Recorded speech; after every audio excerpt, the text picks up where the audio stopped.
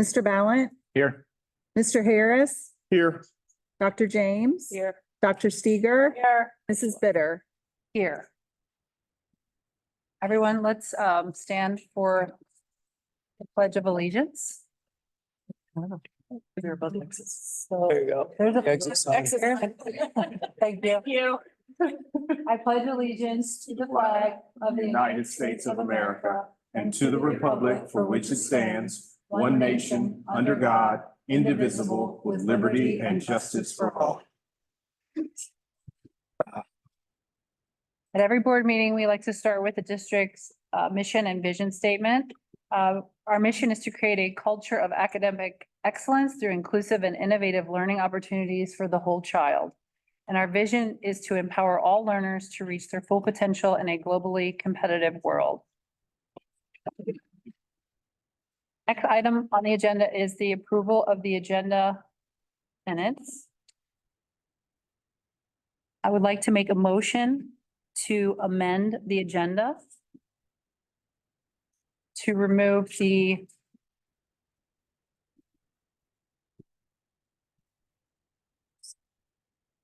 I think it's number 7. It's 11. Hold on 1 second. Let me tell you. It's number 11. 11. Number 11. Do I approve job descriptions of, no, it's No, E, 11E. 11E, excuse me, sorry. I would like to remove 11E, administrative contracts renewal. Can I get a motion in a second? So moved. Second. Thank you, Dr. Steger, for your motion. Thank you, Mr. Harris, for your second. Mrs. Logan, can you please call the roll? Dr. Steger, Aye. Mr. Harris, Aye. Mr. Ballant. Aye. Dr. James Aye. and Mrs. Bitter. Aye. Next item is approval of the minutes. Can I get a motion and a second for the approval of the minutes? So moved. Second. Thank you, Mr. Ballant, for your motion. Thank you, Dr. James, for your second. Are there any changes, edits? Mrs. Logan, can you please call the roll? Mr. Ballant, Aye. Dr. James. Aye. Mr. Harris. Aye. Dr. Steger, Aye. Mrs. Bitter. Aye. Can I get a motion and a second for the public hearing of the reemployment of retiree David Swift per Ohio Revised Code 3307.3353? So moved. Second. Thank you, Mr. Ballant, for your motion. Thank you, Dr. Steger, for your second.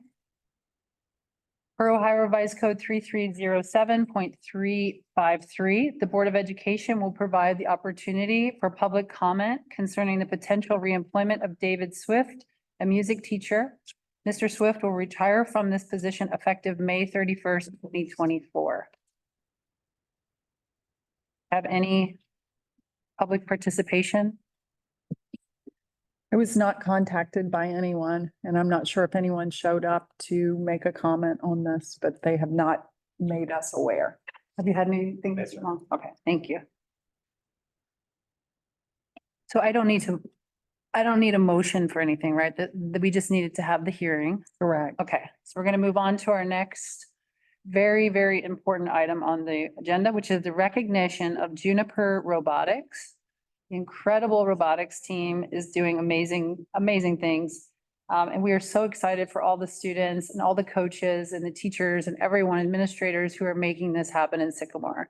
Mr. Lewis, would you like to say something or tell us what we are going to be learning about here? Actually, I'm not Now? going to say anything because I don't want to take anything away from the students. So we're going to let them not only demonstrate, and they're out in the hallway, set up, ready to go. So we're going to take a moment with this tight space and move out to the hallway, let the students explain what you're going to see. And then they'll also come back in and describe kind of what their season has been like, and we'll go from there. So we can move out to the hallway for a moment. We're Juniper Robotics. We've been competing in first for 5 years now. This is the second time we've qualified for the Houston World Championship. This year we placed 4th.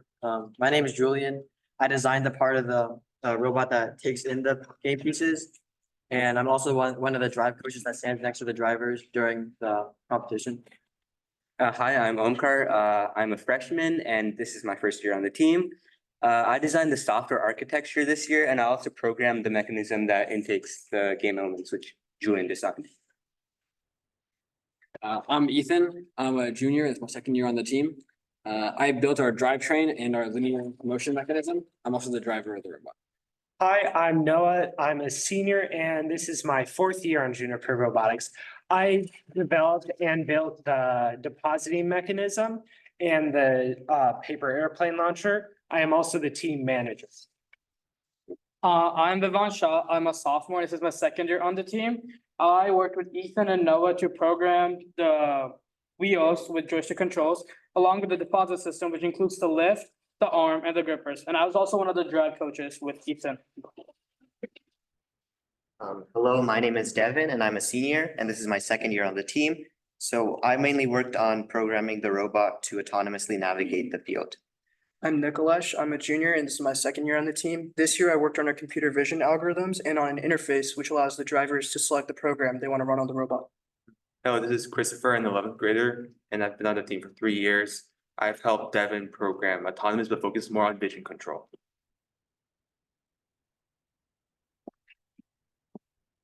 Hi, I'm Sean and I'm a freshman this year. This is my first year on the team. I've been on the team for about 4 months now. And I helped build and design our accessories like our drone holder and our stand ups. Hi, I'm Ajay. I'm a sophomore on the team. This is my second year on the team. I lead the pre and live tournament scouting, which is, as Noah said, getting to know your opponents.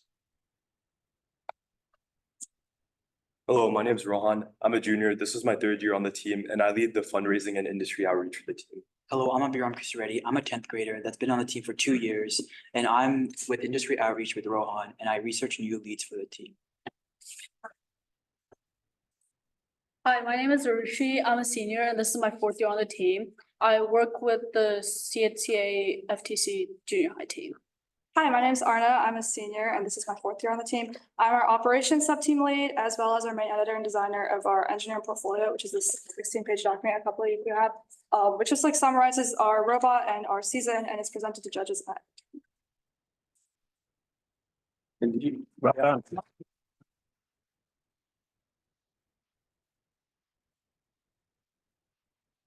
And Sean, do you mind coming down and introducing yourself and the rest of your coaching staff that with this great team? My other coach is not here, Mr. Hess is not here, but Coach Hess is one of my coaches or one of the coaches, and I'm also a coach. I've been coaching what, 4 years now, and sometimes I'm a coach, sometimes not a coach. With teenagers, but they've been a great team. Had an amazing season this year. They've done really good. Great. We're a little quiet because we're just in awe. I almost don't know how to ask you. I mean, we asked you questions out there, but just so incredibly impressed by all of you and the work that you're doing. But it's amazing, really. And you were great representatives of Sycamore as a district, so all, Yeah. coaches. Well done. Yes, thank you. It's fun to watch you in competition and we're standing with the state champs standing in front of us and number 4 in the world, right? Pretty awesome. Pretty awesome. And number 1. It's incredible.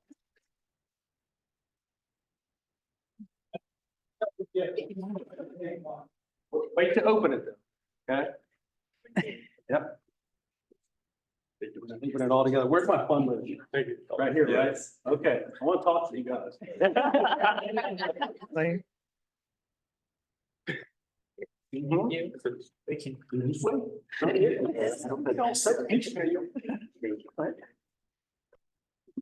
Sean, I'm gonna give you the whole box. Sure. So you're in charge of the whole box, because there might be our fundraiser guy, there might be somebody you need to like give some love to that donated, right? So you got some extras. Go ahead and open them. Let's see what you got in there. Be careful. Yo. There we go.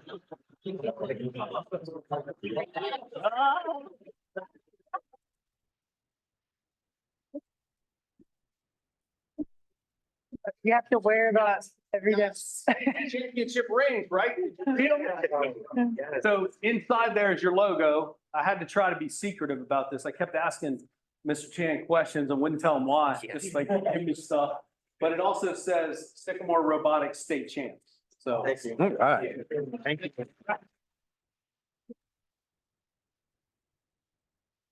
Fundraiser guy, like, you know, you might have to go back and give one to somebody that helped you out, like a big donor.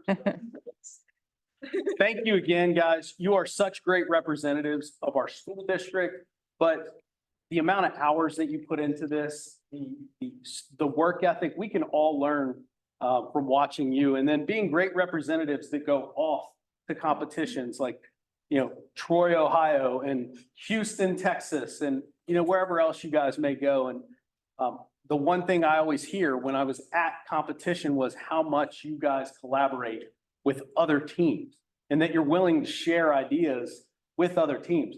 Not a lot of people in competition are willing to do that. I think that's huge. That just speaks to your character. It speaks to your integrity, and that you care more about, you know, the what than, you know, the win. But I think you did pretty well this year. So congratulations. Congratulations. Great job, guys.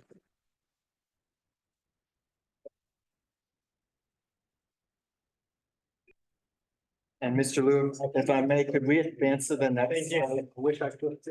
I mean, as much as you thank us, we want to make sure we thank all of you. I mean, I know a lot of you guys, it's not really on your job description to help us with reimbursement or finding space, or Mr. Porter always helping us find like, oh, can I stay till 10 PM type of thing. So I just want to shout out to the Sycamore staff community for really supporting us this season. We couldn't have done it without you guys. So thank you.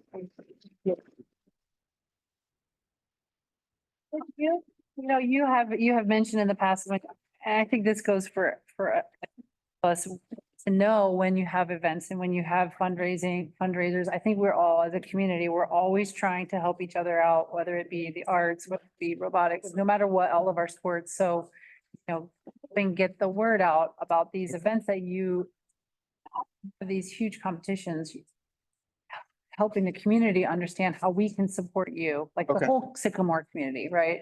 Okay, awesome. Including the We board. will Yeah. stay in touch then. Yes. Thank you very much. Thank you. Thank you, guys. Thanks for being here. Thank you. I wish I could give you a break from AP testing, but can't do I it. was saying that could have been better than their.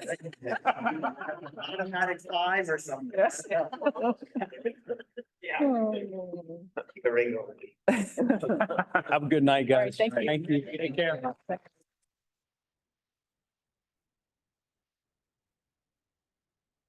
You mentioned you wanted to speak. Yeah. At some point I'll come to school. Yeah, sounds good. Thank you. Yeah, thanks, guys. Thank you.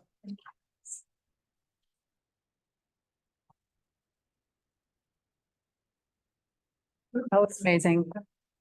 Next item is public participation. Do we have any public participation, Mrs. Logan? No, not, You had any? Okay. no one contacted. Okay, the next item on our agenda is the ratification of the SEA contract. Can I get a motion and a second? So moved. Second. Thank you, Dr. Steger, for your motion, and thank you, Mr. Harris, for your second. I would just like to say, I actually wrote something of what I would like to say about this. And maybe we should have maybe discussion as a board and just talk about this a bit. Would anyone like to say something? And then, did you have something you wanted to say?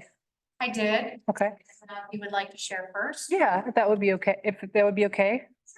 Great. It was important to the entire board that the negotiations be collaborative and constructive, and we instructed our negotiation team accordingly. It's the role of the board to spend taxpayer money conservatively and our responsibility to ensure that our educators feel appreciated and respected. I am therefore extremely pleased to see that this resulted in effective negotiations and in a positive outcome. The board appreciates the hard work and diligence of our treasurer and the entire administrative team. This collaborative approach and outcome demonstrate the commitment we made to our community to ensure an excellent education for all students in the Sycamore Community Schools. This is great. So I would just like to share my insight from my team as well as myself. I want to thank the board for the most collaborative and efficient bargaining experience that I can recall. We came to a tentative agreement after only 5 days of formal negotiations and ended Teacher Appreciation Week with a member ratification vote. So here's a big shout out to all of the SEA members. Also know that none of this would have been possible without the thorough preparation of our SEA negotiating team members, Laura Fibby, Nick Heckman, Jesse Maxwell, and Andy Winkle. In the words of Mary Catherine Gallagher, they are truly superstars. They invested countless time and even more energy to benefit all of Sycamore Community Schools. They also happen to be great people whose complementary personalities, senses of humor, and skills made it enjoyable. Lastly, I would like to acknowledge our new treasurer, Jenny Logan, for finalizing the tentative and collective bargaining agreements with me. I've gotten to know you over the past several months and have enjoyed working with you. The only thing left for us now is to complete the remaining memoranda of understanding on crisis leave and junior high and high school department supervisors and district coordinators. And I know that we will get it done right. Thank you for everything.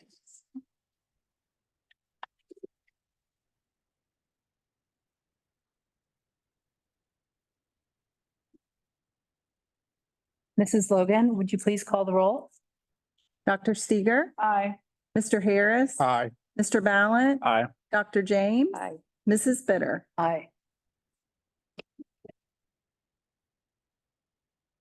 Next item on our agenda is the Culture and Climate Survey results presentation.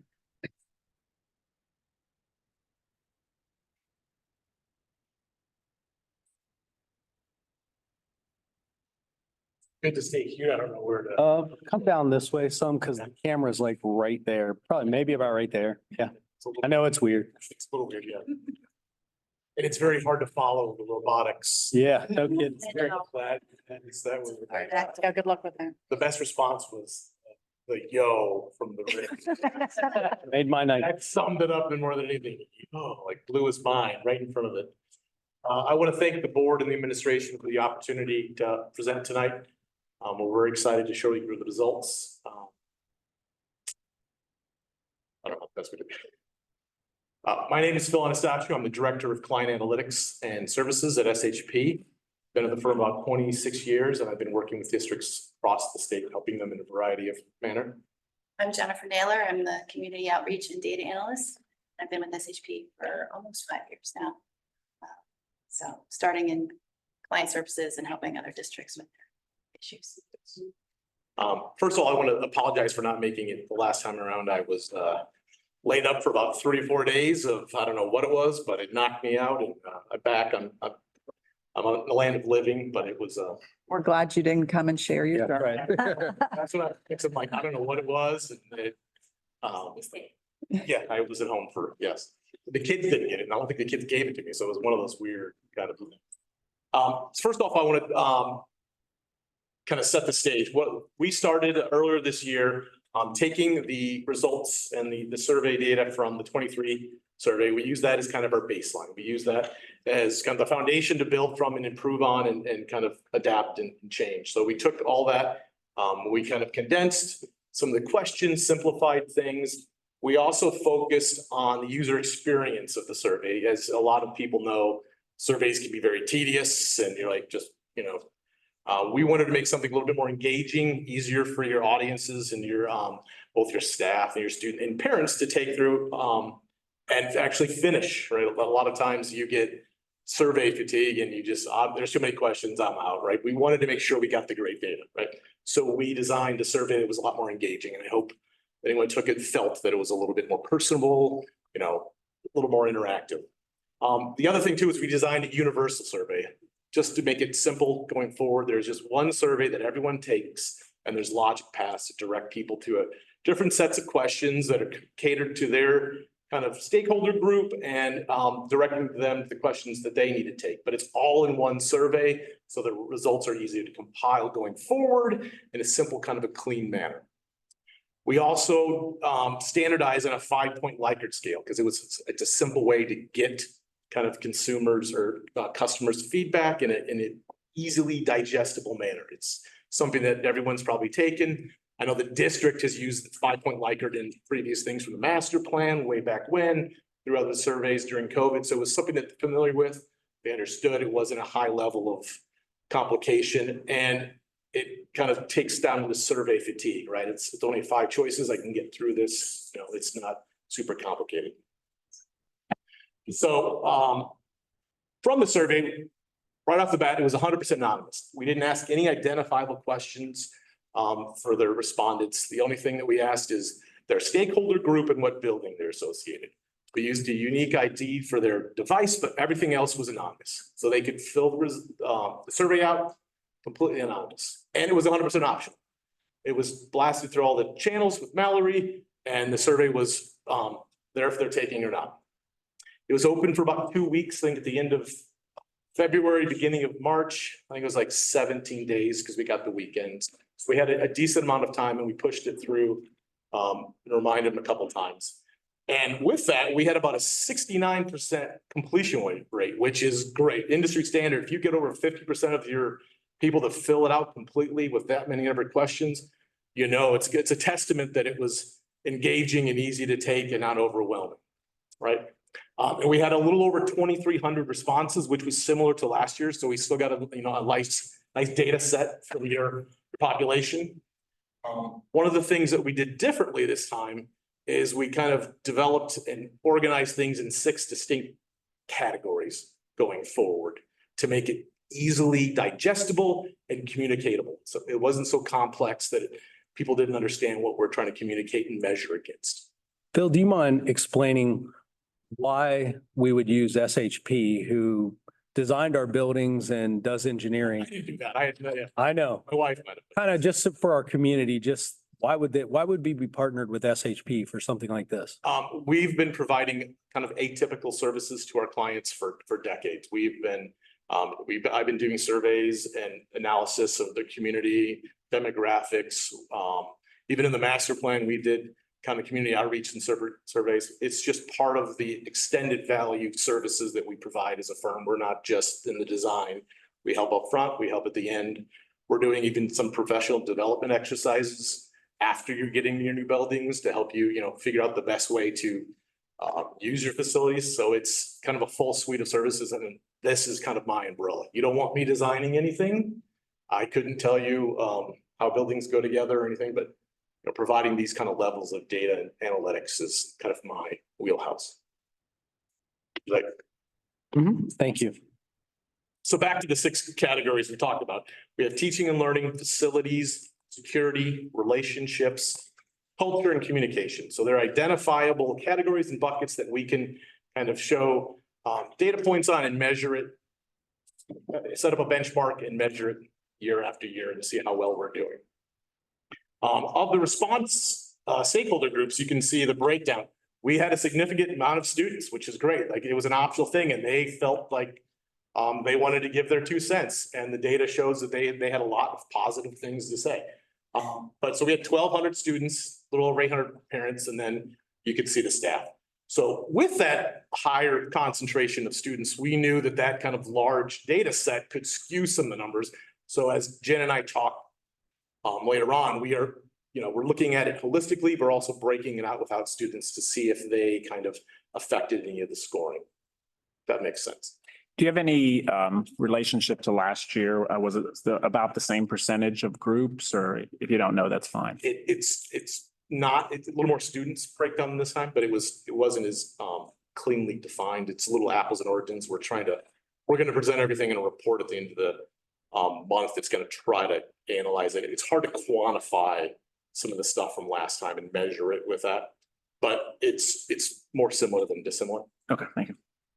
And then we had one of the questions was what building you're associated with. So this also kind of broke down fairly evenly until you got to the students, the junior high and the high school, which obviously I think you had about 500 extra students in the junior high and 700 in the high school. So we got a lot of input from your students, right? So this is not just the parents and the staff, this is your students, right? And they're giving you a lot of great feedback. So let's talk about overall district scores. We use the 5-point Likert scale so that most of the questions were based on that 1 to 5. So when we look at that, we know that there's a range for those 5 things in that 1 to 5 level. So if anything is in a 2.6 to 3 level, that's in that neutral category. Anything from the 3.41 to the 4.2 is that 4-point agreed. So that's kind of the range we're looking at going forward. So these are the 6 buckets, the categories we talked at, and you can see how everything is really, really close to that 4. Everything is in that from a 3.6 to a 3.9, which is, you know, with all your new facilities lately that I may have known about, you're right at that 4. Great scores, right? One of the things that we're doing, you know, we're looking at this kind of holistically at that kind of 50,000 level foot, but this allows us to look at, you know, points that are above average and maybe little things, outliers that are below average. So we could look at it, you know, slice it a bunch of different ways. Now, when we look at these 6 scores in the next way, one more time. This is kind of an easier way to kind of take that in. You can see all the scores are in that 4 level and they're from the 3.6 to the 3.9. Now, when we take those scores and look at, as I told before, we have that large data set with the students. So we looked at the parents, we looked at the whole average scores, and then without the students, next, you can see that it actually raised the scores up about a 1/10 to 2/10. So you can see that the students were giving a little bit more critical responses, still way above, but they were kind of pulling the overall scores down. And then when we look at parents, everything is almost 4 and above, which is great, right? Facilities 4.3, they can see this is, you know, your taxpayers, they are seeing the effect and the quality of the facilities you're providing. And then when we get to this, fine. And we can see the students, you can see just slightly lower that, you know, that 53% of them is pulling data down, and then staff. We also have looked at things that by building, so we can get even in the weeds and break things down. And this is gonna, you know, you could digest all this. There's a lot of 4s in this. And the report will kind of break this down even to the minutia, but you can, well, they are by category and by building. That makes sense. So then we're gonna break down each of the 6 categories, right? So we'll start with teaching and learning at 387. And so this chart is a summary of what Phil was just talking about, where we have every chart's gonna have your overall number, and then it's gonna show what it was if you pulled the students out, because they had such a large number of them participating, and then just parents, just students, and just staff. The other thing we want to do for each one of these is pull out a moment to celebrate and maybe a focus point, right? Just so we can see how we might use this and where we want to improve and what things we really need to acknowledge that we're doing well. So in this first teaching and learning, the point to celebration is if we look at just the student responses, right? We take all of the parents and the adults out of this. Students are provided a high quality education. So they're agreeing with this statement, right? So your own students are validating the educational delivery that they're receiving and they're appreciating. As far as a focus point for this, for the teaching and learning, we went into another question that was a little different. Most of them were, how strongly do you agree or disagree? We had a few that were more pick, multiple choice, right? So this was only delivered obviously to the staff, and it was about professional learning time. And we wanted to see, is it too much? Is it too little? Or is it just? So you can see based on who your different administrative people were, they have a different opinion, they have a different expectation, which is, you know, opportunities to delve into this, right? This is kind of the whole objective that we were trying to achieve, was to give you the opportunity to say, okay, this is a place that I want to now find out more. And then you decide, is it a survey? Is it a conversation, right? It doesn't all have to be in one giant survey to get at every detail. And that our facilities are at that 393. Oh yeah, question. So specifically, when we say that, are we saying that the person was saying, is it to them, to the individual themselves? Yes. So it's saying like, do I get enough? Do I have? Am I just right, too much or too little? How do you view your professional development? Is it too much? Is it too little? Or is it Okay. just right? Okay. And then they got to pick how they felt about it. Okay. Yeah.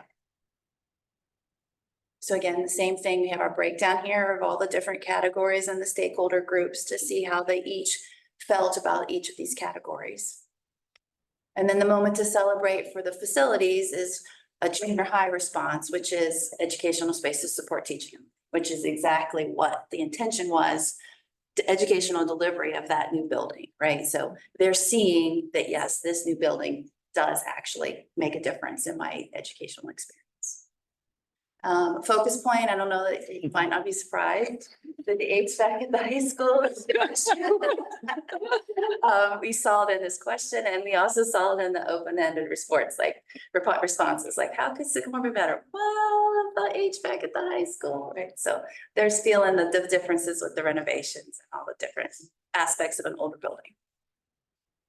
All right, so security, now we're at 378. And again, it's the same thing. We've got this chart that we can show you the way that each of the individual groups broke down and how closely aligned they are. And as far as celebrating the student response, we had a question, students, do you agree? Students do not bring weapons to school. And like it's at this 4.5. And we were kind of like, put that on there. Like, of course we don't want weapons in schools, right? But that's not necessarily a given in this country, right? Like the fact that the students feel that strongly, like, I'm not worried about that piece, that says a lot about the school and the culture and how they feel and the level of safety they feel coming here from that kind of a threat. So then the other piece of the security, there were 2 questions about bullying in this section. Students are teased, picked on, or bullied either physically or online. And then how satisfied are you with the response to bullying, right? And these are down more in that neutral area, right? And I think we would all expect them to be there because we all know this is something that students deal with on a regular basis and that we're always looking for ways to help them. So this is something that shouldn't really be a surprise, but it also is opportunities like, where are we and which school does it have, right? Because we can dig into that. Like, which school is it? Is it the high school? Is it the junior high? Is it green, right? That kind of thing. So what we wanted to do then is, we wanted to pull those bullying questions out and say, well, what would be a bullying benchmark? And then what happens to security, pull bullying out, right? So that bullying number drops, right down into the 3s, which we expect. And then your security questions pop up almost to a full 4. And so those other questions are things like, do I feel safe here, right? So that's in there. And it's also things like, how prepared do I feel because of your natural disaster drills and your ALICE drills? And do you communicate about security, right? So that piece of it, there's like kind of a fine subcategory within the security section. We also asked the survey respondents about substance abuse, and we asked them to just say, pick any and all that you think are an issue, none, one, whichever one, right? So the four substances, right? Vaping, alcohol, drugs, and cigarettes. And you see the overall numbers, and obviously the students are the ones who are going to know the most, right? And vaping, no surprise. And I even wonder maybe if they were at all worried about, is this really anonymous? It might even be a little bit higher than this if they were at all worried about, like, can I get caught? And again, is this asking them about themselves? So do I do these things? No, this is. Or do you know people who do them? Is this a problem? What are there problems with substance abuse in the schools, and which ones are they? So there wasn't none of the above. Did the parents only go to 712 or did it go all the way? The whole. Okay. It was the whole district. Can you, just a request, can you look at a breakdown of just 712? Because I know that probably drove the numbers down lower for parents. Yes. Because obviously our elementary parents probably don't believe their kids are vaping, but. I'm sure that's where none of the above. Yeah. None of the above. But it's interesting that more than half the students think that vaping is a concern. And 5 years ago, that didn't exist. Right now, it's more than half your students. I would agree with you. But you probably would have seen a flip between vaping and cigarettes 5 and 10 years ago, to where now only 20% say cigarettes are a problem, but they say students are vaping. Exactly. So the other thing we wanted to do is, because students only at the high school and junior high took this survey, we wanted to see if there was a difference between the 2 buildings. And it is interesting because there is a difference. So the vaping and the alcohol, drugs, and cigarettes, that's the order at the high school, and it's pretty much in line with what we would expect. And the parents are kind of in tune for the most part with what's going on. If you go to the junior high, you'll see that drugs flips to number 2. And alcohol drops. So, me personally, I feel like you get drugs easier as a youngster than you can alcohol. I think high schoolers, they get fake IDs, they do a lot of things that I shouldn't do. And I think it's a little harder for those younger kids maybe. But the other thing that we thought was really interesting is if you look at cigarettes, that the students say that this is at the junior high, it's 16% of those students said that that's a problem, and only 4% of the parents. Yeah. So I also feel like there's something here that like, we're not thinking it's starting as young. Moving on to relationships at 383. Again, we have our chart where we break everything down and we show the differences. The student highlight here again is I have friends who support and care about me. I mean, that's over a 4. We know that's huge. But that in itself kind of determines the success of a kid sometimes. And so then also inside relationships, we talked about mental health. We asked these 3 mental health questions. I regularly experience stress and anxiety, depression or isolation, and am I just happy here? How do I feel about it? So we did the same things we did with bullying. We pulled mental health out by itself. Then we looked at what does relationships do once we pull those out. And, you know, mental health, we can see the students drop down into that 3.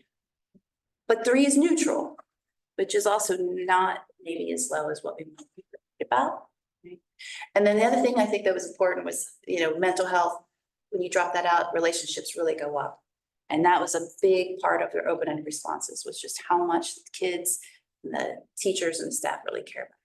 Can I just ask a quick question? Did the parents have to sign permissions for their kids to participate? And did they have 2 weeks to review questions on the survey? We did not send out. We just sent it to the parents, I believe. Okay. In future, we need to make sure that goes out per board policy. Thank you. Dr. Steger, we checked with our legal counsel and they felt the way we handled this was in compliance with any applicable laws or board policy. And culture, we're at 3.6. We show the breakdown of the different categories and respondents. And then the celebratory item for this one is, again, a student response, I am welcome here, which is another one that's over 4. And it just, I mean, it speaks a lot to how the students come and the culture that they are coming into every day. And then the focus point on this is also a student response question, which is that I feel comfortable discussing feelings, worries, and frustrations with the administration. And that's at this 2.9. And so this is just an opportunity to see, well, where is that coming from and what can we do? And then we had another focus point for this that was more of staff highlight, because there were some questions that staff got that nobody else got because they're not applicable. And so these were also the lower ones that we thought these would be opportunities for you guys to take a look at and see where it's coming from and dig deeper into that. So.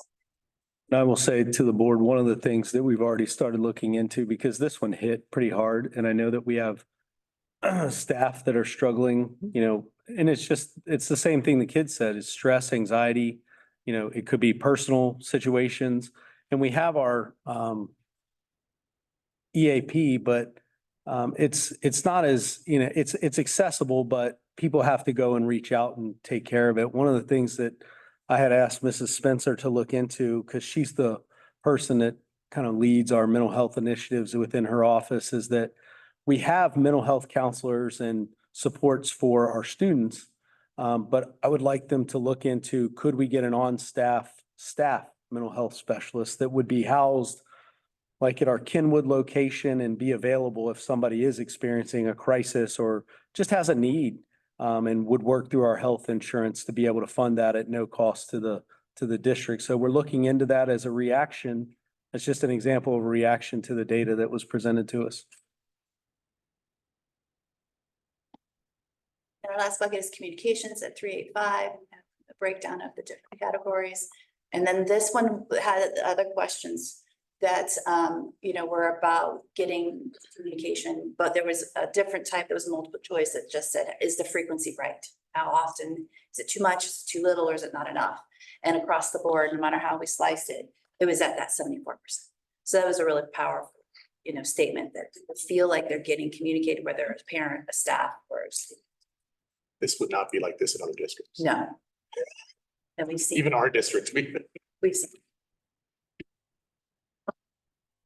So one of the things that we ended up the survey with was a qualitative open-ended response. We had all our quantitative, but we left two open-ended questions. And we got 1,700 responses, which is crazy when you think that, you know, how many surveys have you filled out? You get to that. Is there anything else you want to, I'm tapped out. I'm not going to spend the effort typing something out. You maybe click for 15 minutes. But you get 1,700. So that's very impressive amount of open, and there were some great responses. So we got some Sycamore was great because, and then we had a Sycamore would be better if. So we have all of that open-ended, and we've given it to Chad and his team to kind of dig through. But we wanted to kind of end this presentation on a couple that we pulled out that really, you know, resonated with us across the thing. The teachers and school administration make my child feel loved, and I know that they care about my child's ability to learn, right? Nice. The faculty and staff truly care and go over and above for our kids. We feel blessed to be in this district. Many people make me want to move forward in my life and make me want to learn more and reach higher goals. Students going out of his way to say that. Sycamore schools are great because the school district prioritizes academic excellence, offering a wide range of challenging courses and extracurricular activities, and it has good sports, smile emoji. So these are kind of great, and there's more than that in the comments, but it's a great way. And one of the things that we do with these kind of qualitative open-ended is we kind of keyword them, like if they hit certain buckets, and we kind of code them like that, and then we develop a word cloud. So anytime these keywords, more of these keywords are hit in the responses, it makes the word bigger, right? So, you know, we assembled this little graphic of all those open-ended responses with the weight of how often they hit these topics. And to me, it's a great visual representation of what the district is, your brand in one image, right?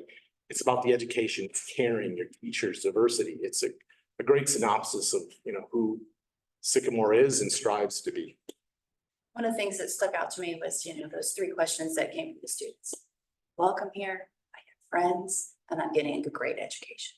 If those aren't the 3 things we're looking to achieve, when you have all your students at a 4 and above, right, that really reflects the hard work and the effort that you guys are putting in to make the students be successful.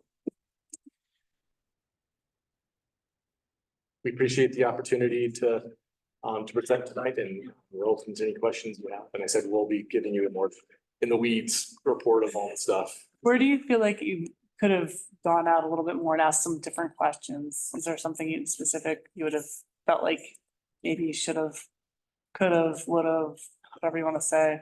It's a balancing act too, right? Right. The previous survey had so many, you know, questions that it was kind of overwhelming. So we tried to, you know, condense it a little bit and even things out. So it wasn't, you know, everything were weighed properly. But I think now that we see some of these, maybe the mental health and bullying, maybe we expand a little bit next time, right? There are points to focus on, and, you know, maybe Chad, this team can figure out how to dig deeper, but as you know, if this is an annual thing, we have these benchmarks in these buckets that maybe we can kind of, you know, dig a little deeper and on these little, you know, hot areas. Thank you. Yes, thank you. Yeah, I have a couple questions. You touched on frequency.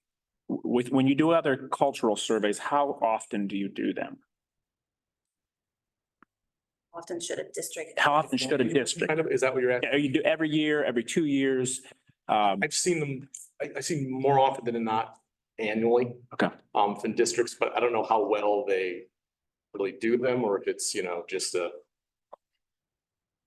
Because you know, a survey is great. You give us a lot of information, but you know, to me, it's then the actions that follow after the survey that take some time to put in place. Exactly. It takes some time to move the needle. So I just question on the frequency, and that's something we can talk about as well. Just gonna be, as you said, how easily it is to implement changes and Right. how much time you have to see a change, Yep. shift. Like it might be every 2 years. Yeah, that might be the sweet spot. It gives you time to see the effect of your efforts. You know, and then just one shout out. I mean, you know, we had, I think, you know, if I wrote my number down right, 1,229 students that responded. Yes. Which is a lot of students. A lot. At the junior high and the high school. And, you know, obviously there's things we can do better at. But the comments that we got back, looking at the culture of the 2 buildings, just says phenomenal things about the administration, about the building leadership. And I want to make sure that we really note that. Because for students to feel welcome and getting a good education, which is what we all want them to do, like you said, it really starts with the administration of our buildings and the district office. And they went out of their way to tell you that too, which is great, right? So is there any significance to when they're, when you see like a 1 point difference, right? In some of these, is there any significance to that? Because I mean, really like a lot of them were pretty high and then some of them were like maybe it's still in the neutral zone, which maybe is not bad compared to other school districts, but maybe like for us, is it? Like, I guess it's hard to know. I mean, we do have a great school district. People love our school district. Doesn't surprise me. And none of this surprises me. My question is just, why 1 point in some of these areas? It seems high. It seems like a big difference. Or is it? Or is that normal to see such a huge? It's hard to say. Like, if you were to- Point difference. Yeah. Right, because the levels, the ordinal levels. Does it mean nothing to show a point difference? It's comparison, I guess, as we have the categories, it's comparison amongst them, but the difference between like a 2.1 and a 3.1. It's hard to quantify what that really means. Right, So to us, it's more of a point of focus that, hey, why is this not? yeah, because you would think they'd all be like in the fours. I would think everything in our district would be in the fours. That's how I would see it. I mean, but I'm surprised to see some of those in the twos and like in the low threes and stuff, especially around bullying and mental health. So that's why I just want to know, like, is that normal? Do school districts if you're gonna have low numbers in those regions, would you have lower numbers in the other areas too? Like what, I guess that's what I'm trying to say. Can you translate this for us? Do you want to go? Okay, with everything everything over 3, right? That you're still over in the kind of the degree of the statements, right? So you're nothing, there's districts where probably nothing is over a 3, right? If you want to comparison line, so you're right that you almost expect your district to be in the 3 to 4. Well, 4 is hard to get because anyone that gives a 3 pulls down a 5 to a 4. Yeah, that's true. Yeah. So if you're neutral, if you're not like in full agreement of something, you're neutral, it's going to pull down the 5 to a 4. So it's going to be hard you have to have a consistent everything 4s. Sure. So then like upper threes would be your. There are ones. Yes. There are people who put ones. Oh, I see. So you do have all of these high scores with people who are like, I strongly disagree with this statement. Right? I think to me, I thought this was really very, very helpful and I felt like you did a great job. I always get concerned when I feel like students are feeling like they're bullied. Yeah. Right? Of course, it concerns me that, and it's totally normal to think that parents are like 3 or 4 times less knowledgeable about substance abuse than their kid. It's really Right? It's like alarming, like, wow. And that can tie in with mental health. It can tie in with all of it. As a school board, our job is to make sure that we have really clear, like legal requirements on the bullying and all of that. Like we have to be so vigilant with those issues. And so I was hoping that you could give us, or maybe our administration will give us some really good ways that we can address those issues. I'm sure every school has to have that, right? But I would love to have that. And is that something that you do, or you just kind of provide the data and then you say to us, Yes. here you go, school district, Like find. figure out how you want to work on that. Or your recognition, whichever it is. Yeah. Right? And we can help analyze where those. Yeah. So are there any there's nothing causal. You can't say you can't even look at that. You can't say, well, you're stressed because, or you're.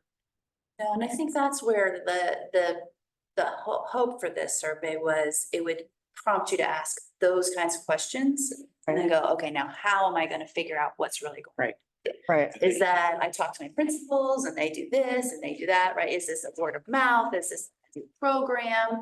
Is this a survey? Is this, another communication type that has to go out? Whatever you guys find when you evaluate what you're doing now compared to the score and say, oh, well, maybe we have a hole here. Maybe I can fill it with this. And so the hope is that it gives you the ability to decide where to focus your next efforts and determine how to do that with the resources that you guys have. If you have questions to get deeper into the data to answer your questions, then we can run those okay, look at students at this building on this question, right? Like we can do that for you and really hone in on maybe some of the specifics.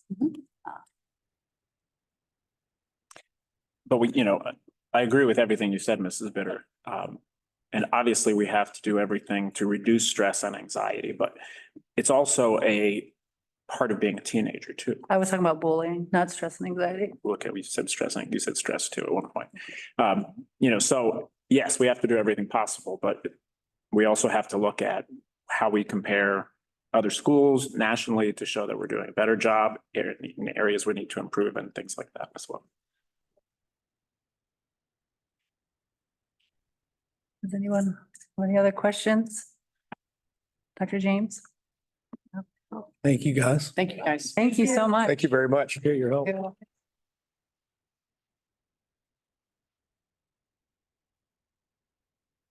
Thank you. Okay, the next item on our agenda is to approve job descriptions for the assistant superintendent and the athletic director. Can I please get a motion and a second? So moved. Second. Thank you, Dr. James, for your motion. Thank you, Mr. Harris, for your second. Anybody have any comments, edits, suggestions? Mr. Harris? For the assistant superintendent job description, is that for both assistant superintendents? That's correct. Okay.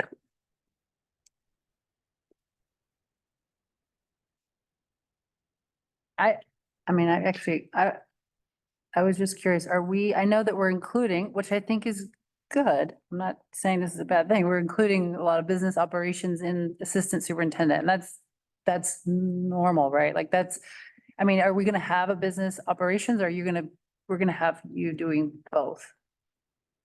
And I apologize for that, but Sure.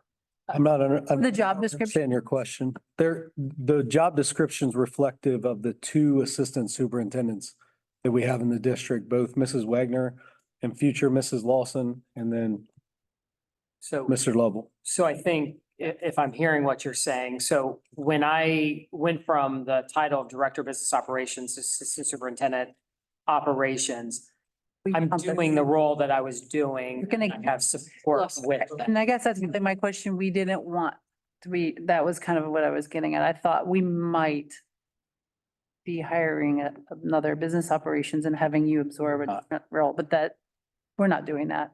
We already had two assistant superintendent job descriptions. I previously held the job with a job description that was out there, plus the one that was for teaching and learning. So we just combined them. Yeah, no, that's excellent. I just want, thank you. Mrs. Logan, can you please call the roll? Dr. James. Aye. Mr. Harris. Aye. Mr. Ballant. Aye. Dr. Steger. Aye. Mrs. Bitter. Aye. Next item on the agenda is the Sycamore High School renovation and site improvement amendment number 9 to the architect agreement. Can I please get a motion and a second? So moved. Second.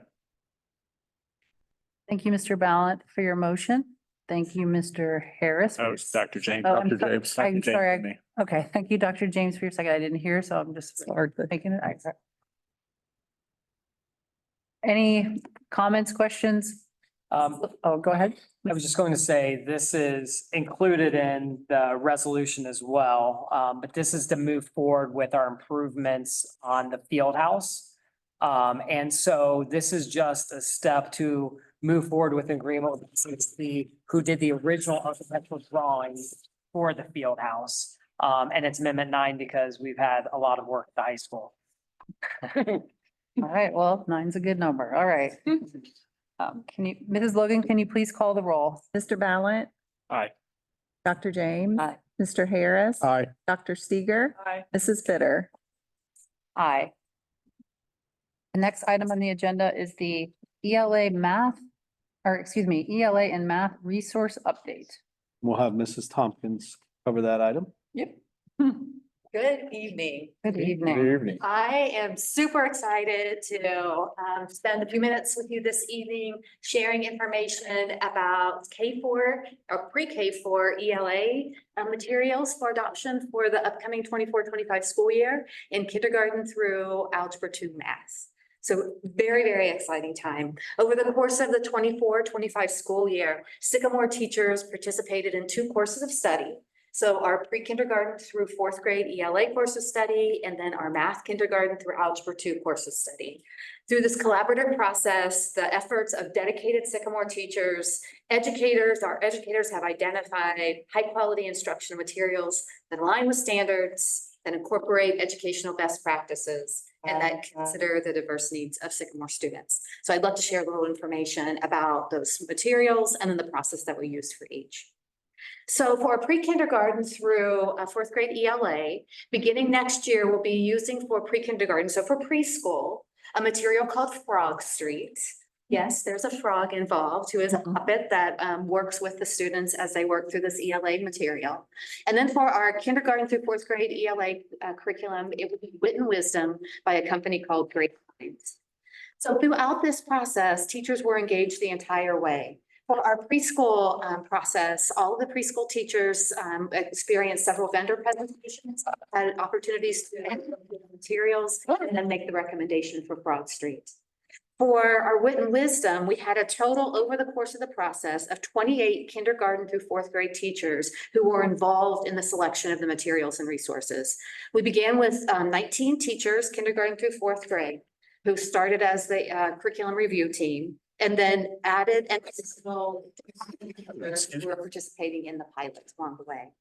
So for English language arts, we began the year really with some professional learning, understanding, science of reading, but this time we're shifting our emphasis on that language comprehension side. So that is, how do students apply their reading skills and learn about their world? We did this by taking a look at, it's called a knowledge building curriculum. And what knowledge building does is intentionally, over the course of time, develop students' knowledge about their world through exposure to science, social studies, art, and literature. So after that professional learning, teachers in our curriculum review team came together and reviewed 4 resources that had been vetted against rubrics, high quality instructional material rubrics, and then reading league rubrics as well, aligned to the science of reading. After those two, or the curriculum review team came together, they narrowed the choices down to 2 programs that were taken to pilot. At that point, the pilot was open to any K-4 teacher who wanted to participate. So teachers came together, they made a selection, we went through and they selected which material that they wanted to experience. They had vendor PD along the way. And then they started maybe the beginning of February and piloted through the end of April. All along the way, they had touch points with the vendor and the curriculum team. So we would meet about once every 2 weeks and come together and say what's going well, what isn't, what's your experience. And that gave the curriculum department opportunities to support the teachers along the way. On April 22nd, the pilot review team met again, and we took a look at our data that we had collected along the way. So there were 2 pieces of data. There were qualitative data, so an anecdotal note sheet. So teachers just jotted down what their experience like. And then we used a Google form that actually went through and asked teachers to vet the materials against certain things like what kind of assessments are being used? How does it support the diverse needs of students? What's the usability like? After that process, we came and shared information, and through a consensus protocol, the teacher team recommended Wit and Wisdom for adoption. So some of the teacher feedback on Wit and Wisdom is that the materials give opportunities to extend and scaffold learning effectively. And all of this is coming from the anecdotal note sheet, taking sheet that teachers have submitted. It allows opportunities for additional research projects to extend students' learning about their world. Students were engaged in skill practice through artistic activities. Wit and Wisdom is very much grounded in the arts. So it intentionally uses art pieces. One of the co-authors is, she is an AP art teacher. So she makes sure that that is embedded. The incorporation of artwork made the learning accessible to all students, regardless of English proficiency level or where they were in their learning journey. And then finally, the practice of close and repeated reading of text has proved invaluable, enabling students to delve deeper into the text and thereby extending their learning. Can I just ask one quick question? Does this include also phonics in it, or are you still keeping the 95 phonics also? Okay, I just want to understand, because sometimes ELSA pulls in the phonics with when you try a new program. Yep, so with the adoption of Wit and Wisdom, we will have in science of reading, we'll have materials and resources, both for the word recognition through 95, and then for the language comprehension with Wit and Wisdom. So we'll be all set. We'll have everything that we need. So for math, that was an experience for kindergarten through high school. So this was a big process that actually began in last school year with a pre-courses study. During the pre-courses study, we worked with math teachers and did that learning, that foundational work. So teachers worked with the curriculum department and a Hamilton County consultant and actually developed a mathematics framework. What do we believe about the teaching of and learning of mathematics in Sycamore? So that vision grounded all of the work this year, which was really focused on the vetting of materials in order to recommend for adoption for this year. So this year we expanded that group. We had teacher representatives from kindergarten through Algebra 2 that participated in the math course of study. We began this year taking a look, I think we began with something like 20 math programs and brought them to teachers along with a rubric that was constructed by teachers during that pre-course of study. And teachers will use the rubric that they had self-created in order to vet those materials and resources. We narrowed it probably about 7 or 8 total over the kindergarten through high school process. And again, opened that, so those were the ones that were recommended for pilot, open that up to any teacher to participate. So we had, oh goodness, a total of 37 K-4 teachers involved in math, 7 5th and 6th grade teachers, and Green was phenomenal. All of their math teachers participated in the math pilot. 7 7th and 8th grade, same thing with the junior high. All math teachers participated in the pilot, and 13 Algebra 1 through Algebra 2 teachers at the high school participated. So really a wide representation of teachers who were participating in the pilot. Along the way, the state's putting together some rubrics called high quality instructional material rubrics. So what those materials, those rubrics do is really give districts a grounding in what does it mean to be a high quality instructional material in the state. The math consultant and I were really curious about that. It's still in draft stage. So we petitioned to the Ohio Department of Education and Workforce and said, hey, we're going through a math adoption process right now. We can't wait for that to be released in the fall. We want to see it now. So after we advocated, they said, okay, it's still in draft form. We'll give it to you, but don't share it with anyone. Well, you know, but we were able to use that rubric as an additional vetting to take a look at our materials and resources. Same process, teachers piloted. We began around in January and then ended the pilot on April 29th. On April 29th, the group of teachers who piloted the materials and resources came together, again, using the anecdotal note-taking sheets or qualitative data and our Google form where we collected quantitative data, looking over assessments, usability, does it meet the needs of our diverse learners in Sycamore, and grading that out, looked at that qualitative data and arrived at our recommendations. So the recommendations for math for Sycamore so for kindergarten through 5th grade math is Carnegie Clear Math. Carnegie Math is originated from Carnegie Mellon University. So Carnegie Math for K-5, for 5th grade accelerated students, so that's 5th grade students taking 6th grade math, they will be using Carnegie Middle School Math. So we'll continue with that Carnegie pathway. 6 through 8, experience math through Savvis, and then Algebra 1, geometry, and Algebra 2, and vision math for Savvis. We have a very nice articulation and pathway for our students as they move through our math materials and resources.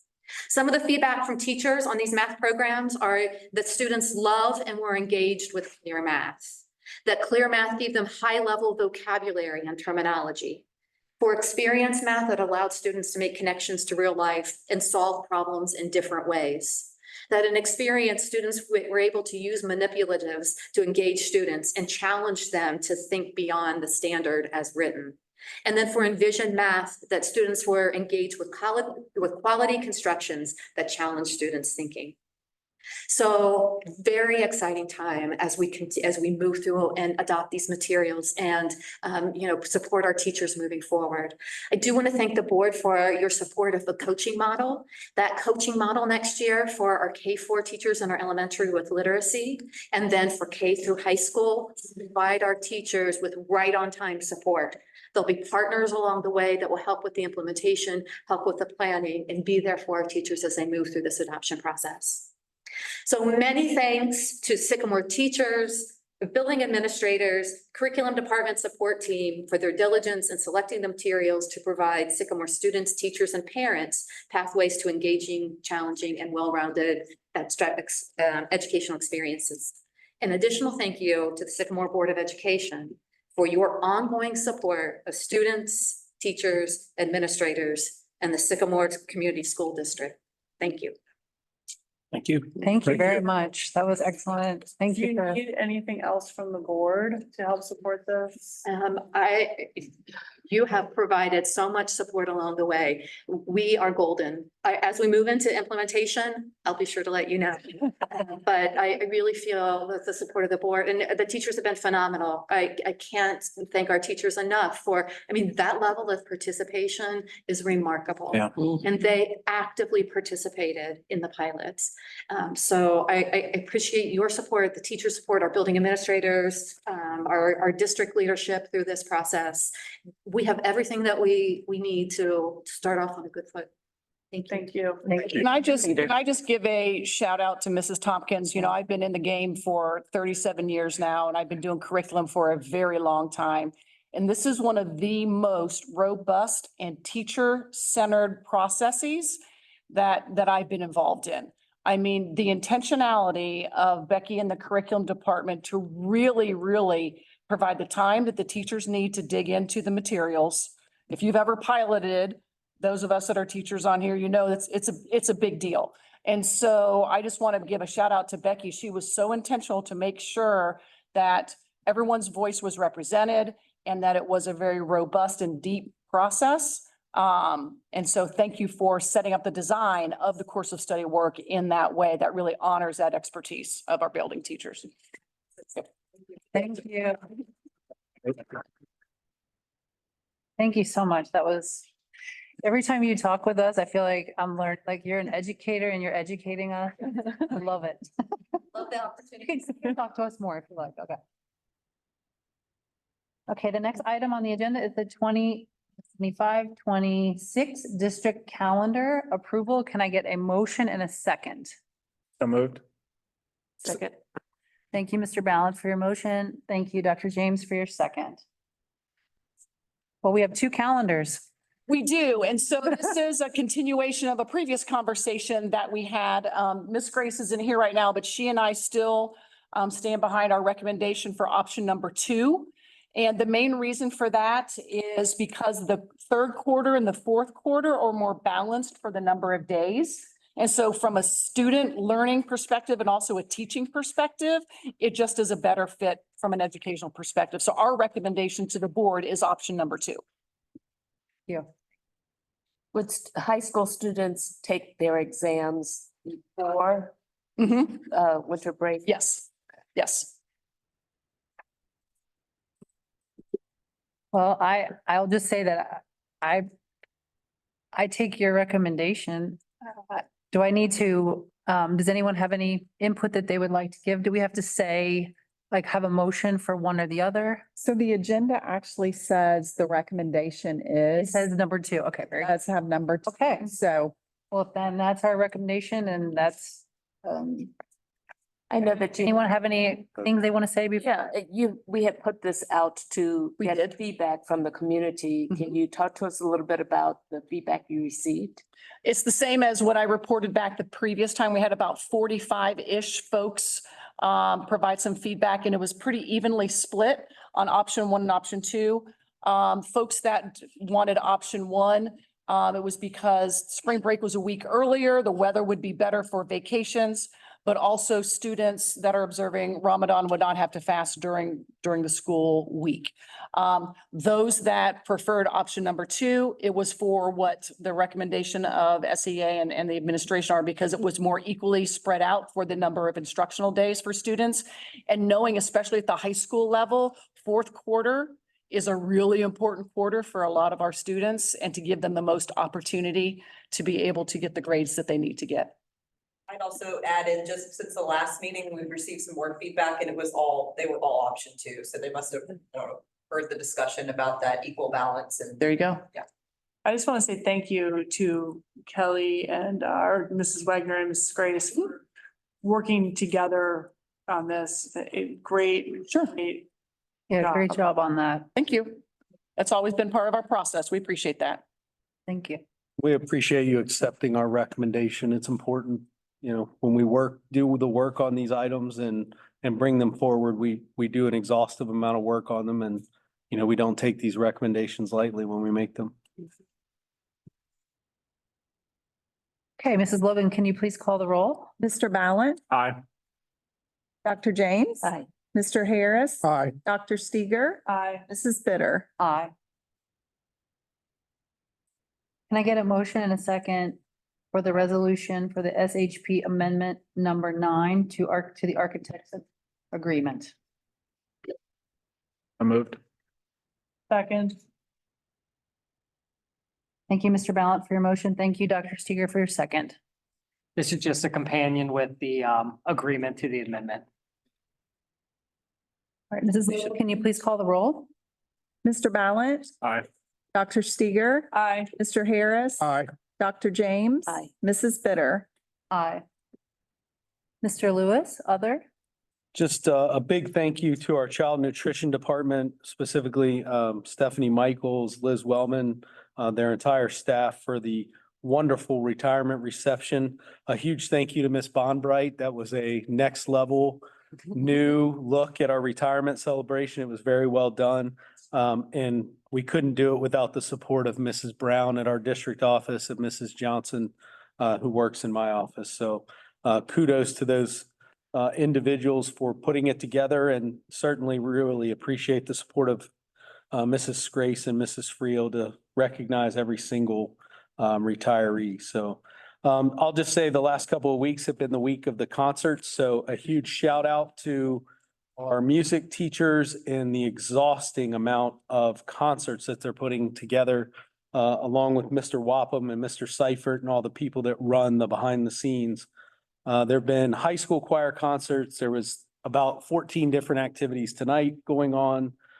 Jazz ensembles, E.H. Green Choir is Thursday. Guitar classes are having their concert during school on Friday. There's orchestra for E.H. Green and junior high next week, and then band and choir for both next week as well. So if you have an interest in our wonderful music department over the next couple of weeks, you can catch whatever you want. That's all I have with the essence of time on us. Thank you, Mr. Lewis. Can I get a motion and a second for the personnel consent agenda? So moved. Second. Thank you, Mr. Harris, for your motion. Thank you, Dr. Steger, for your second. Mrs. Logan, can you please call the roll? Mr. Harris. Aye. Dr. Steger. Mr. Ballant. Aye. Dr. James. Aye. Mrs. Bitter. Aye. Can I get a motion and a second for the approval of the monthly financial support month ended April 30th, 2024? So moved. Second. Thank you, Dr. James, for your motion. Thank you, Mr. Harris, for your second. I'll reserve comments to the 5-year forecast. Okay, okay. So Mrs. Logan. So we will, Mrs. Logan, can you please call the roll? Dr. James. Aye. Mr. Harris. Aye. Mr. Ballant. Aye. Dr. Steger. Aye. Mrs. Bitter. Aye. Can I get a motion and a second for the resolution accepting amounts and rates as determined by the Budget Commission and authorizing the necessary tax levies and certifying them to the county auditor? So moved. Second. Thank you, Dr. Steger, for your motion, and thank you, Dr. James, for your second. So this is an annual resolution that is required by law. So the first step to this is adopting the tax budget, which we did at our organizational meeting. Then this goes to the County Budget Commission. They take a look at everything and then they send back to us and they certify the tax rates. And then boards of educations must adopt and accept those tax rates. So just for clarification, and I just think it's worth mentioning this again. So our tax rates for Sycamore, we have inside and outside or voted millage. Our inside mills is 4.63 mils, which grows with inflation. Our voted millage is 65.82 total voted mills, and that's from the beginning of time. As we know, House Bill 920 rolls those back as our valuation increases. So when you take a look at those 65, almost 66 mills that have been voted in, they have been rolled back to about 21 effective mills. So when you take the 21 effective, the inside of 4.63, you're at 25.62 effective mills for general operations that our community is paying to our schools. Our bonds have been rolled back to 3.15 mills. So the total effective millage for our community is 28.77. But remember what I said, how many mills have been voted in by this community? 65.82. So well below that. The other thing I want to point out that for schools, you cannot drop below 20 mills. So right now, with your inside and your effective mills for those voted, you're at 25.62. This year, with the increase in our valuation, we saw a rollback of over 5 mills. So if we saw something like that again in the next 6 years, a district like Sycamore to even be thinking, wow, in 6 years, if something like that happened again, you'd be getting close to the floor. It's not something you'd ever think you'd be talking about in Sycamore. So it's just really unprecedented times in the state and around the country, quite honestly, with the home values. So just wanted to give that information on that. So.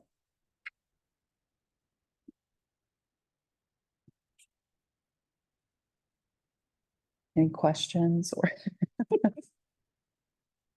That's all I have for that. Can you, just for the sake of educating us, explain the ramifications of it getting so close to the floor?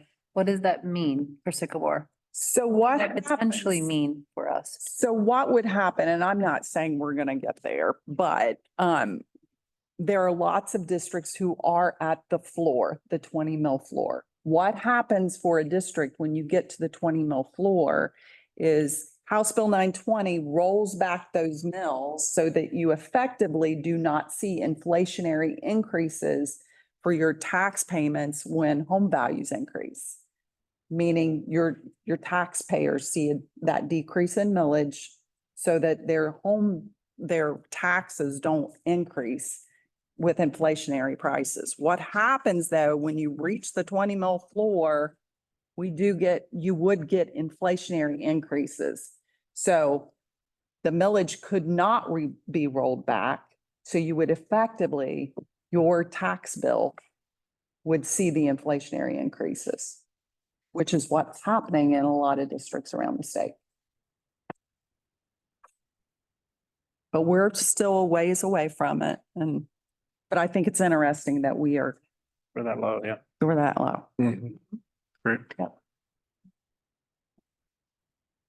Okay, Mrs. Logan, could you please call the roll? Dr. Seeger. Aye. Dr. James. Mr. Ballant. Aye. Mr. Harris. Aye. Mrs. Bitter. Aye. Can I please get a motion and a second for the approval of the 5-year forecast update? Actually, Second. thank you, Dr. James. Was that you? Yeah. Okay, very good for your motion. And thank you, Mr. Harris, for your second. So I just have a few slides that I want to go over. Again, I'm going to say that the last slide, I'm going to ask that we talk more about finances in the near future. But for right now, I just wanted to kind of talk about, you could go to the next slide. I always like to start with the purpose. Why are we even talking about the 5-year forecast? The number one reason is in May, every board must adopt a 5-year forecast in the state of Ohio. So it's a legal requirement, but quite honestly, it is a good practice that we should look at this. We should look at our finances at least twice a year and review them. So So when we're looking at this forecast compared to November, what has changed? So for this fiscal year, there is good news to report. Our revenues, we just talked about those valuations increasing. When we talked in November, we weren't sure exactly where those were going to land. So our tax revenue is 2.6% higher, or $2.4 million more than what we expected for this fiscal year. Our expenditures are also higher than what we predicted for this fiscal year. But when you look at that net result, the net result means that we're predicting our cash balance will be $1 million better than what we expected. So that's good news. When we're looking forward to next year through 2028, what has changed? We now know what our property values are and what those increases are. So those have been input into the projections. Our enrollment study, we know what the enrollment study predictions are. And so those have been included in this forecast, as well as, and I assumed the ratification of the SEA contract, and that actually happened tonight. So the numbers for how that will change our wages are also included in this forecast. So now when we put that all together and we look at, let's look at a picture of what does this look like. So what I tried to do was take this graph, and I think you're used to looking at this now that I've been here since August. We've looked at something similar. This is the same chart we looked at in November. What's different about this chart is I've tried to include the difference in what we predicted our cash balance to be, which is that yellow line going across, and also included the green line, the May line. So you're going to see we are predicting that our cash balance is lower than what we predicted in November for the reasons that we just talked about on the previous slide that are now included in the forecast. Is it a huge difference? It is not a huge difference, but I want to point out, I'm not doing my job if I don't point out that the line across this graph is your board policy that says that we should operate with no less than 25% of our operating expenditures with our cash balance, which is approximately $26 million. So you're going to notice that in 2027, we're there. We're a little bit below the line in 2027. That's our prediction. And so move to the next slide.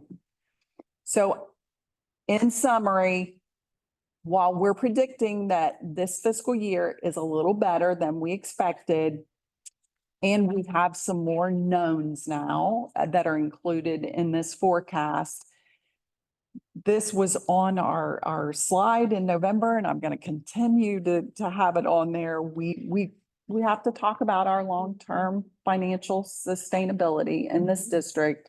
And we need to start, talking about and continue the discussions. It's not that we haven't been discussing it. We had a board retreat where we talked about this. And so I'm asking that in August that we talk about it again. I'm suggesting we have a board work session and spend a little bit more time just talking about that chart and that graph. Yeah. And in fiscal year 2027, we have time. We have time to talk about it and to plan and to figure out what do we want to do about that. So I just want us to really spend some time. I know we have the strategic plan coming up. So I think it all goes together and it is all connected. So I would highly recommend that meeting, the board revisit the financial parameters that in the contract with the community. I'm not aware that that's been renewed, and I think that's an important critical piece going into talking about finances is what is the cap on the growth that this board is willing to set so that we don't go over that financial parameter. Yeah, it was going to be one of my comments, Mr. Lewis, as well. You know, in previous boards, we've always had a cap on what the expenditures would be. We've gotten away from that, and I think it's important that we do that now versus when we're coming out with a levy. I think we need to make that commitment back to our community, look at our expenses, what our average increase what our budget can maintain, and then come up with that number sooner rather than later. Because getting close to the minimum cash reserve scares me. Yeah. It does me too. Because historically, this district has had a very healthy cash reserve. And we've been able to utilize that for things that we needed to. Getting that close to that line by 27, which is not that far away, is a concern to me. So I welcome a meeting in August to talk about it. Any questions? Yes, I have a question. So just logistically, so if we have an August board work session, would that be a special meeting or would that be a regular meeting? Would that be, would it be during our regular, can you just tell us, how does that work exactly? I Sure. think we should do that, but how do we do that? I think it's going to depend on how much time do you want to spend. Right now, I think it's hard to do a work session. Let's say it's our second board meeting of the month. So if it would be our second board meeting in August, I think it's hard because if we have a packed agenda and then we really want to spend some time on a topic, Yeah. I think it's better if we Make it set like aside a its own specialty. like we've done in the past with our retreats and things like that, a work session. I think that's a good idea too. Yeah. Okay, so how do we go about adding that to our calendar? We can take a look at some dates and propose some dates Okay. for you. Yep. And at the next board meeting, we can. Yeah. I think that's a If- great idea. Yeah, just throwing a suggestion out, if we could possibly do it before school starts so that we could do it during the daytime versus having our administrators come in for another evening meeting. I would propose looking at that if the board's open to it. Sure. I do want to make a comment, Mrs. Logan, and I did reach out to you, so you know what I'm going to ask. You know, looking at the details of the 5-year forecast, specifically on page 13, which looks at our expenditures, I do think it's very misleading. And this goes back to cash transfers that we've talked about repeatedly. But we say in here that we're projected, our total expenses are projected to only increase 1.75% through 2028. And I think there needs to be a notation in here or rewording because our expenditures are significantly higher than 1.7% through 2028. So I don't want to I don't want this to be misleading to our community. So after our conversation, I added a note. So when this is filed with the state, this is what the note will say. When looking at operating expenditures only, taking out the transfers and advances, the increase is expected to be, it's right at 4.2 million or 4.7 annually through FY 28. So I do like that. separating it out, which is what we're doing on our monthly reports now. Because to your point, it is very misleading. When you add in those transfers and advances, you see some big swings with our expenditures. So yes, so that is added in there and it will be changed because I think that's a good point.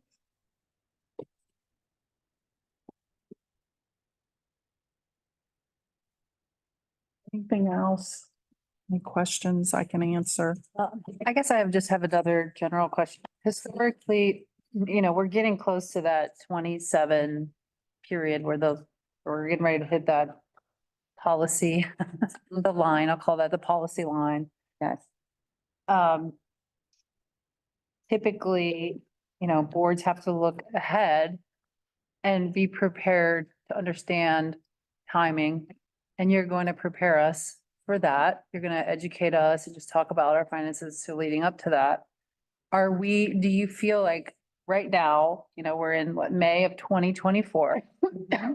I mean, we're not too late. Are we too late? Are we like, No. are we doing everything like in the correct time period right now? Or are we like too late for it to do something that we need to do? Cause I get the sense that, You're not too late. okay,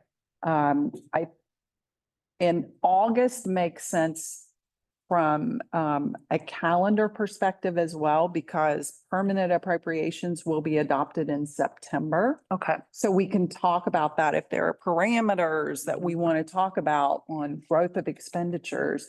August is a good time to have that conversation before that permanent budget is adopted. But no, there is time to make adjustments and to talk about options and things that we might want to address. There's time. Okay. And this, the revenue line is assuming that the fair school funding continues. Well, it is assuming that it continues at the level it's being funded at currently. If they continue with the phase-in, which would be the next, it would be the next biennium, those increases are not. They're not in here. included. Right. Okay, thank you. So that would be something else that we would do at this retreat, is we could model some things. Let's model the fair school funding plan being fully implemented. What would that look like? We could do some modeling and take a look at. I think that would be good to look at. Mhm. All right. Does anyone have any additional questions? I think that's a great idea about the budget retreat in August. Excellent idea. I think that would be very helpful for us to get a good understanding. Doing that before September. It's a great idea. Thank you. Okay. Can Mrs. Logan, can you please call the roll? Dr. James? Aye. Mr. Harris? Aye. Mr. Ballant? Aye. Dr. Seeger? Aye. Mrs. Bitter? Aye. Thank you. The next item is other board business, and Mr. Ballant has the legislative update. Yeah, a couple things. I did not see, but House Bill 250 was supposed to be signed by Governor DeWine today. I don't know if he signed it. Do you know, Mrs. Logan? It's a military seal bill, but is the amendment that was put on it is requiring districts to make cell phone policy governing use during school hours. So I know we have policy already, but it's something we'll have to keep an eye on as well. The Joint Committee on Property Tax, it continues to hear testimony. This last week was from the Ohio Education Policy Institute. And then some new bills, which are still in the initial phases, are House Bill 518, which is the School Bus Safety Act, and Senate Bill 529, which changes regarding participation in sports for students subjected to harassment, intimidation, and bullying. So those are some things that we'll keep an eye on. Thank you. Next item is the SAC update. Dr. James and Dr. Seeger. Yes, Monday was our last meeting of the Sycamore Advisory Commission. At that meeting, the officers for the 2024-25 school year were elected. And then 4 members at large were also elected to start serving for the 2024-25 school year. And then the last project that was studied was presented to the group, and the study was on healthy start times. And it's a topic that continues to come around. I remember talking about it. When you were. Right. The group did a great job. It's a great job. They took a look at all of the data from professional organizations regarding the needs of children and how they sleep, and the fact that teenagers need 8 to 10 hours of sleep per night, and they are not getting it, especially when they are having to report to school so early in the day. This led them to, and when the children do not have that sleep, they become sleep deprived, and then that increases mental and physical challenges. So the group then took a look at the feasibility of changing the start time. And it was really interesting. They took a look at 13 school districts, examined the number of buses that were in the fleet, examined all of the percentage of ridership, They charted the start times for the different grade levels. And they zeroed in on the teenagers, the high schoolers. That's where the problem seems to be the most with sleep deprivation. They suggested that this is a huge topic and that it needed more time. They needed more time to study it. But they got a good start on studying the project. I want to commend the members of the Sycamore Advisory Commission. They're extremely dedicated and devoted to this district and put in a lot of time researching topics that impact school functionality and then provide information for the superintendent and his team with valuable information for future consideration. So kudos to that group and looking forward to hearing suggestions of topics for next year.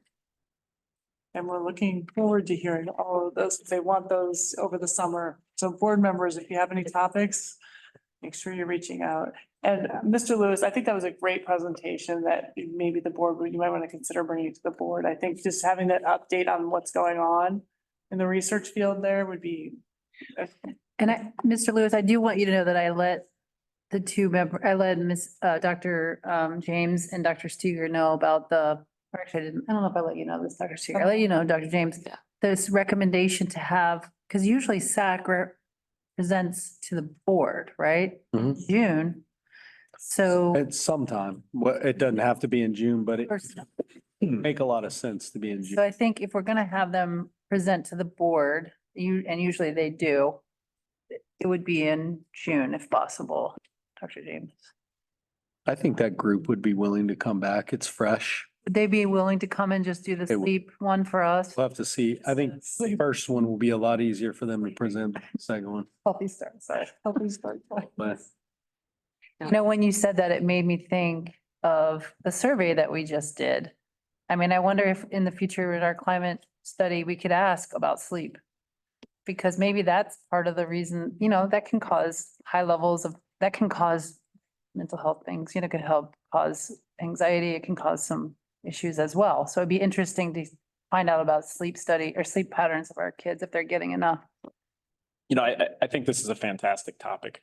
And Dr. James, you pointed out that it's a huge topic that needs additional research. And I just want to make it clear before doing anything, there would be community involvement. There would be plans that came out. This is still a long way away from, it's not Still a long something way next year. It's not something. No, I just want to make sure everyone who's listening understands. We're looking at this, that this is a process. it's a It was a conversation. really great presentation to help everyone synthesize the information quickly. And they touched on so many different points. I think it would be very helpful. Oh, I'm looking forward to it. I think it would be great. Mr. Ballin, I agree with you, but I also, I listened to the presentation and, this is one of those topics where we're not going to get everyone on the same page.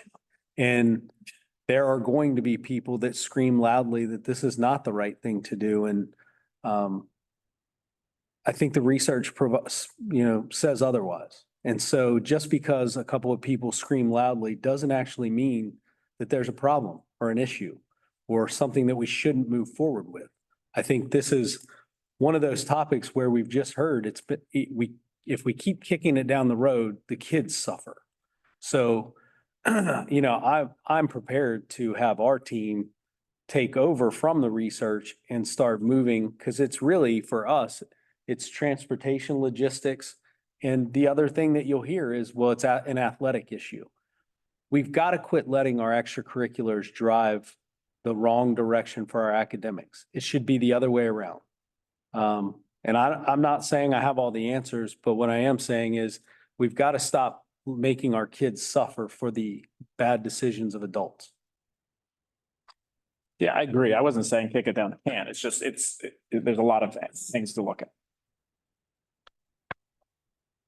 So can we try to, Dr. James and Dr. Steger, can you, and Mr. Lewis, can you reach out and kind of think about maybe having that on the agenda sometime in June? Because I think that would be great. That's a great topic. Clarification, there were several topics this year that were studied. Yes. What are you proposing with This the is chair at the June? The Healthy Start. Just the Healthy Start?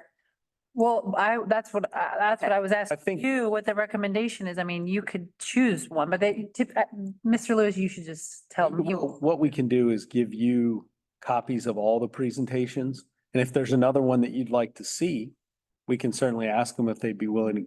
I do think this one was, when I think about like the depth that they went into, and some of the topics were really difficult, like, and they recognize that, like the one that we did before, this one, it's going to require a lot more research. I think it would be premature to bring it forward because they even recognize there's just so much around some of the topics. And we did designate a couple of the topics as 2-year topics. So, and both of the last two were one of those. So I think I can talk. the Healthy Start one myself. I mean, I just think you just did it, and to be able to have them present to us, I think would be really helpful.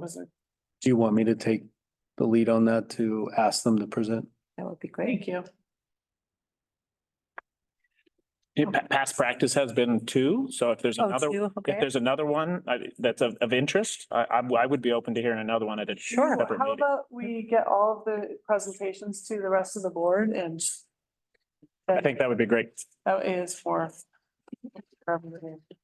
And you're allowed to call you're allowed to tell your superintendent which one you like. You just can't tell your president of your board. I'm happy to be the. So just tell the superintendent which one you prefer, and then you will decide for us, okay? All right, last item. Do we have any other topics that anyone would like to bring up under other board business? One thing I'm going to bring up, because I know you guys all know I'm a stickler about student information and protecting student information. We do have a policy JOA that has student surveys in it, but I'm with Mr. Lovell and Mr. Harris on the policy committee. I'm also looking into adding in a few more protections for student information. And in this one, I think we need to make sure we're following it carefully because it does say that parents have the right to inspect the survey created by a third party before the survey is administered to by the school to the students, and they need to have 2 weeks to review the materials. So we're looking into some other possibilities of adding things to it because it is a topic after going through the dissertation process that I find it should be important to all of us to try to protect student information throughout their educational careers. So I'm just So does our policy for anonymous surveys? anonymous, there's no such thing as anonymous actually within the age of technology. If a third party's doing the data and that we have The no problem access with the to? third-party data collection, the parents have the right to inspect 2 weeks. So what policy is that? JOA. So you're saying JOA actually says if it's a third party, then Yeah. you're supposed to ask for 2 weeks in advance? Yeah, the parents are supposed to have access to the survey for 2 weeks to review it, and then they have the right to opt out if their child receives it. We did share the survey and asked them to send that home. I don't know that it made it. So I had sent that to To the students? to Mr. Porter and to Mrs. Shunk to make sure that got out. I don't know, I have to Right. follow up to make sure that. Yeah, it's just it's a very complicated thing and just, I feel like it's my academic responsibility and my research responsibility to make sure everything's tight. And contacted Kenna Haycox at the OSBA to try to figure out how to tighten it up a little bit on the policy side. Does that make sense? Yeah, totally. All right, that's all. But if I just have one quick update on kindergarten half day, just because, and I'm sorry that the board meeting started earlier so that you and Mr. Harris couldn't attend with us, but we had a great meeting with the Mapledale kindergarten parents. I don't know, probably 14, 15 people showed up. And what we recognized is, and what we shared with them, the reason we were willing to meet with them is the kindergarten enrollment has climbed for a half day at Mapledale to a level that we felt like it was worth a conversation to see.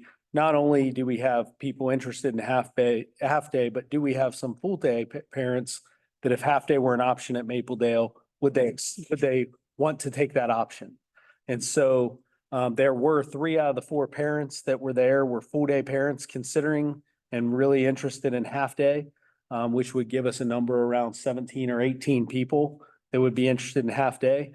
We did reach consensus that they would all like AM.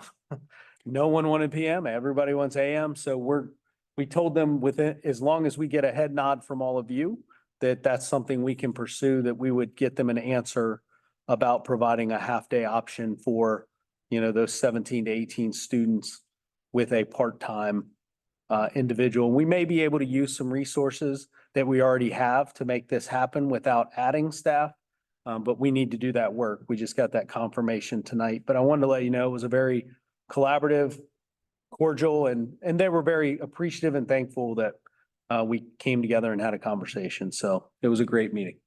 So thank you to the parents at Mapledale that's the second time I thanked them for doing it the right way. And thank you, Mr. Lewis, and thank you, Mr. Lovell, for really spending a lot of time and talking with families. I think that's really wonderful that you're doing that. I know that's a lot of time and energy. And I would have liked to have been there. I just couldn't because of the board meeting, but I appreciate that. And I will just give you the head nod. I personally would give you that head nod for that. Yeah, I would like to add too, just based on that conversation, one of the things that we really wanted to make sure that we were clear about within that space too, is that we recognize that we need to do significant work heading into kindergarten registration for the following year to really set some clear expectations about what we're doing. What we're going through this year is a result of just doing the work after registration to then determine what the placement would be of the students. And we recognize that's a hardship on families. So we do want to be responsive and do our best to meet the needs of our families. But I also think that our team can sharpen a little bit heading into next year to really take a look and say, here's what the trends over the last 3 years have been. This is what the offering will be, and then open up registration so people have a clear expectation of what that will be moving into that year. And of course, those are conversations we'll have with the board so that we're all on the same page prior to launching kindergarten registration.